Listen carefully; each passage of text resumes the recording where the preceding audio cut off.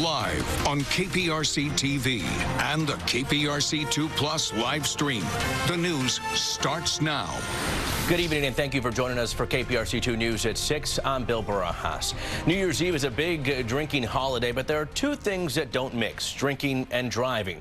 Last New Year's holiday, there were 65 different DUI crashes in the Houston area. 2 people were killed, and that's too many. And nobody knows the effects of drunk driving better than someone who has lost a loved one to it. KPRC2's Gage Goulding joins us live now in South Houston. He is speaking with a mother who lost her 18-year-old daughter in a drunk driving crash. Gage?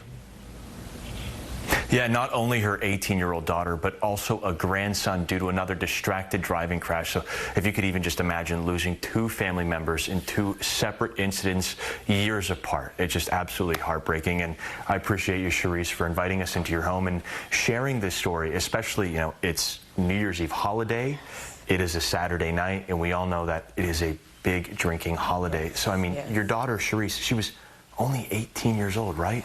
Yes, she was 18, about to go to college. You know, it was devastating.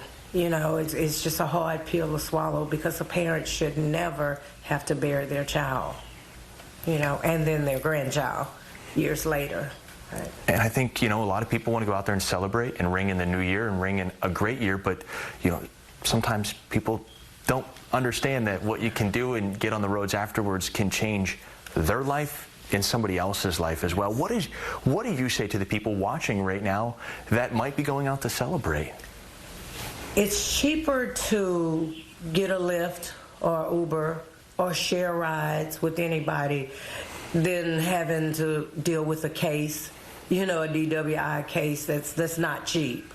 You know, and then you want to spare other people from not having to get the call that we got on February 3rd. What went through your mind, if you could take me back to February 3rd, 2020, when you got the call that your daughter was killed? What was that emotion inside?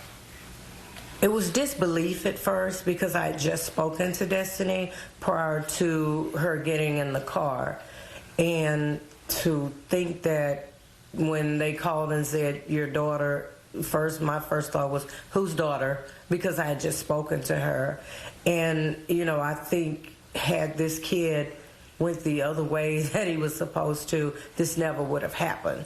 So it took me a while to just digest that she's gone. You know, in my mind, I'm thinking she's off at school, but I know the realization that she's not coming back.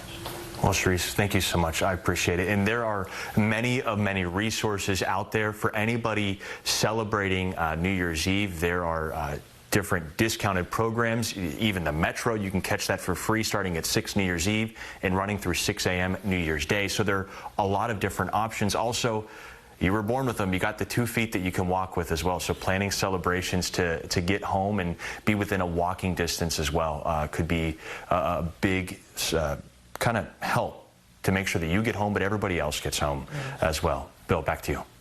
All right, thank you, Gage. Harris